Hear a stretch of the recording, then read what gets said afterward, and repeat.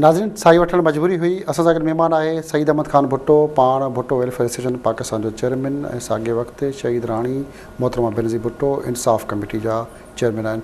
सही साहब, सवेर असां ॻाल्हि थी भुट्टा बिरादरी में इख़्तिलाफ़ात, सरदार मुमताज़ भुट्टो, आमिर भुट्टो, ॿ सरदार हिकिड़ी क़ौम जा ऐं ॻड़ी ख़ुदावत जा भुट्टा जेके आहिनि सभु जमिया हुआ, पाण शामिल आहियो, सभु ॻोठ जा वॾेरा आहिनि, त पोइ भुट्टा किथे बीहंदा, छा सूरत हाल बीहंदी?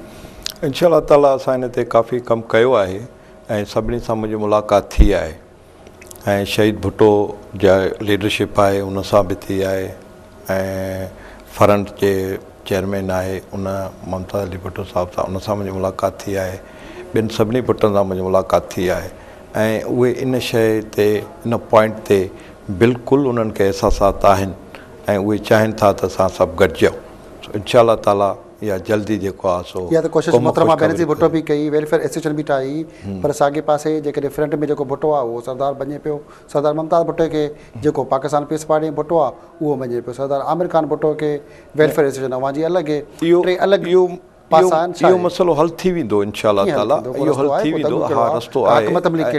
असांजी हिकमत अमली इहा आहे त असां सभिनी सां हिन वक़्तु मुलाक़ात कयूं आहिनि, कुझु उन्हनि जा एतिराज़ात जेके आहिनि ऐं उहे असां जल्द जेके आहिनि सो हल करण जी कोशिशि कयूं था ऐं हल थी वेंदा ऐं हल जोगा आहिनि ऐं इंशाअल्लाह ताला क़ौम हिकिड़ी वॾी ख़ुशख़बरी आहे ॿुधंदी, छो त हिन वक़्तु पाकिस्तान जो अवाम बि इहो ई थो चाहे त भुट्टो हिकु जेको आहे त प्लेटफॉर्म ते हुजे।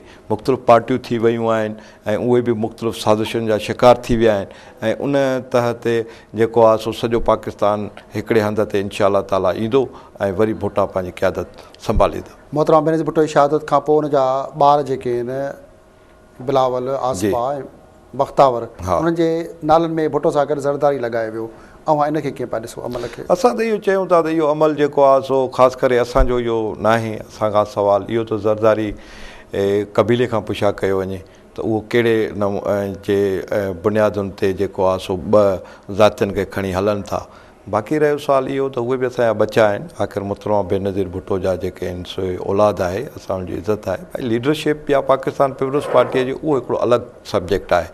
बाक़ी रहियो त असां उन्हनि जे को एतिराज़ इहो न आहे त उहो गड़ी ख़ुदा बख़्श था अचनि या गड़ी ख़ुदा बख़्श में इहो जेको आहे। बाक़ी असांखे ॿियनि ते त एतिराज़ आहे त जहिड़े नमूने सां असांखे गड़ी ख़ुदा बख़्श ट्रैप कयो थो वञे या जहिड़े तरीक़े सां असांजे उन्हनि जे शयुनि ते ख़ानदानी रवायतुनि ते कब्ज़ो कयो थो वञे या मलिया मेट कयो थो वञे, उनजो हिकिड़ो क़ब्रिस्तान जो हिकिड़ो तक़दुस आहे हिन पाकिस्तान में ऐं उतो जे माण्हू अक़ीदतमंद आहिनि जहिड़े नमूने दुआऊं था घुरनि। उनखां बाद में उते हा ऐं 24 कलाक क़ुर शरीफ़ हले थो, उते सिस्किन ऐं जेको आहुनि जो आवाज़ आहिनि उते असांजे हिन गड़ी ख़ुदा बख़्श भुट्टो में।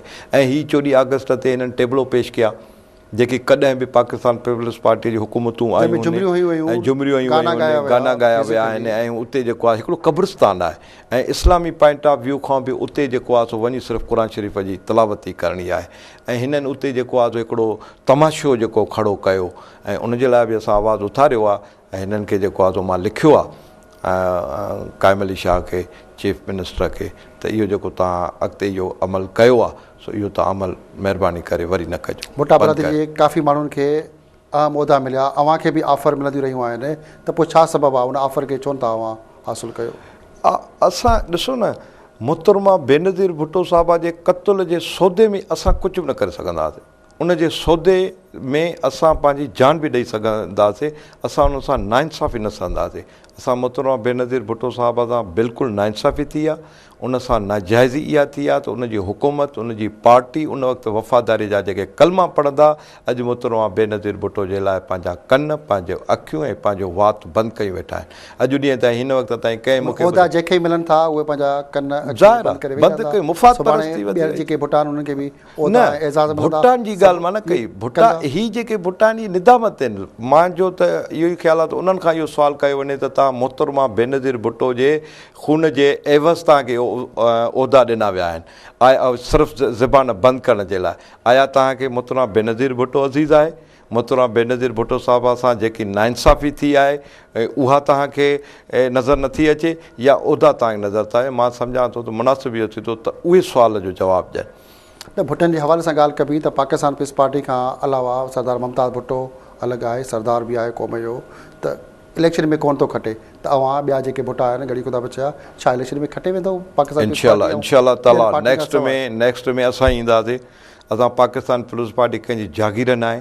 पाकिस्तान पीपुल्स पार्टी जो पहिरियों जेको आहे ताक़त जो सचश्मो अवाम आहे ऐं अवामी ताक़त जो सचश्मो आहे ऐं शहीद ज़ुल्फ़िकार अली भुट्टो इन बुनियाद ते पार्टी ठाही त असां ग़रीब अवाम खे रोटी कपिड़ो और मकान ॾींदासीं। पर हिन वक़्तु ताईं न ॾिनो वियो आहे। इन जे लाइ त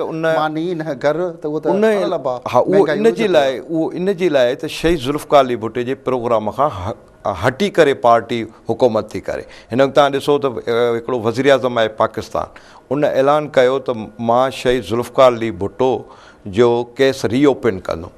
हिकु असांजो लीडर आहे, ॿियो पाकिस्तान पीपुल्स पार्टीअ जो जी हुकूमत आहे, उनजो वज़ीर आज़म आहे ऑन चेयर, उन ते आहे अमल केतिरो पियो थिए न थियो न। माना इहो सॼो कूड़ ऐं ठॻीअ ते कमु हले थो। हाणे कूड़ ठॻी वारो जेको कमु आहे उहो पाकिस्तान पीपुल्स पार्टीअ में न आहे, छो त उनजे क़ाइद कॾहिं बि न कूड़ कयो न उन ठॻी कई, छो उनजो बुनियादी सच ऐं हक़ ते आहे, क़ुर्बानीअ ते आहे। हाणे जेको क़ुर्बानी सच ऐं हक़ खां जेको फिरंदो पाकिस्तान पीपुल्स पार्टी असांजी आहे, असांजी उते रत ॾिनल आहे, असांजी उते जिदोजहद थियल आहे, असांजूं हेॾियूं वॾियूं लीडरियूं उन्हनि लीडरनि जेको आहे सो क़ुर्बानी ॾिनी आहे। त पाकिस्तान पीपुल्स पार्टी कंहिंजी जागीर न आहे। असां अवाम में डायरेक्ट वेंदासीं। असां पाण असांजो इहो ई प्लानिंग आहे त असां सभु पहिरियों भुटा हिकु प्लेटफॉर्म ते अचूं। उनखां बाद में जेके फॉलोवर आहिनि शहीद ज़ुल्फ़िकार अली भुट्टो जा, जेके फॉलोवर आहिनि ऐं मोहतरमा बेनज़ीर भुट्टो जा असुल फॉलोवर, उन्हनि खे असां उन खणी ईंदासीं हिकु प्लेटफॉर्म ते ऐं असां बिल्कुलु मुक़ाबिलो कंदासीं। माना असां सम्झो था त जेके घड़ी ख़ुदा बचे 4 अहम क़बरूं आहिनि जिन खे शहादत मिली, ॿियूं बि खोड़ सारियूं ख़ानदान जूं क़बरूं आहिनि, पर उन 4 क़बरूं जिन हिन मुल्क लाइ क़ुर्बानी ॾिनी, शहादत माणी, उन्हनि खे हक़ीक़ी इंसाफ़ को जल्द तुर्त मिलण जेको आसिरो उमेद अवां सम्झो पिया त असां सभु गॾिजी उन्हनि खे इंसाफ़ ॾियारे सघूं था। असां इंसाफ़ ॾियारे सघूं था। बाक़ी जेकी हिन वक़्तु हुकूमत आहे उहा त अखियूं ॿुटियूं वेठी आहे। उहो त मोहतरमा बेनज़ीर भुट्टो साहिब खे इंसाफ़ ॾियण ते पवंदा त 2.5 साल गुज़री विया आहिनि ऐं कुझु न कुझु थिए आहे। कॾहिं चयो थो वञे त इहे क़ातिल जेके आहिनि सो असांखे ख़बर आहे त क़ातिल केरु आहिनि, कॾहिं थो चयो वञे त असां हिननि क़ातिलनि खे माफ़ु करे छॾियो आहे। बाबा माफ़ु तव्हां कहिड़े बुनियादनि ते करियो आहे? हीअ को त सिर्फ़ु हिकु घर जी औरत कोन हुई, हीअ त पाकिस्तान पीपुल्स पार्टी जी जेको आहे प्रॉपर्टी आहे। पाकिस्तान पीपुल्स पार्टी एॾी वॾी लीडर आहे ऐं पाकिस्तानी अवाम जी लीडर आहे, भुट्टे ख़ानदान जी हिकिड़ी जेको आहे फ़र्ज़ु आहे ऐं उन जो तूं माफ़ु हिकिड़ो ॼणो या हिकिड़ो फ़र्ज़ु कीअं थो करे सघे? उहो माफ़ु करण जे लाइ भला माफ़ु बि उन शइ खे कबो आहे जंहिंजो वजूदु हुजे, जंहिंखे माण्हुनि खे अवाम खे ॿुधाइनि त बाबा ही माण्हू जेको आहे सो क़ातिल आहिनि, ज़ाहिर थिया आहिनि ऐं उहे असांखे क़ुर शरीफ़ खणी आया आहिनि, फ़ैसिले में असां माफ़ु कई आहे। कहिड़ी बुनियादनि ते माफ़ु कयो वियो आहे? हे सॼो टोपी ड्रामो आहे। हे हिकिड़ो अवाम खे भुलाइणु आहे, भुट्टे ख़ानदान जे शयुनि ते कब्ज़ो करणु आहे, पार्टीअ जी क़यादत खे चेंज करिणो आहे।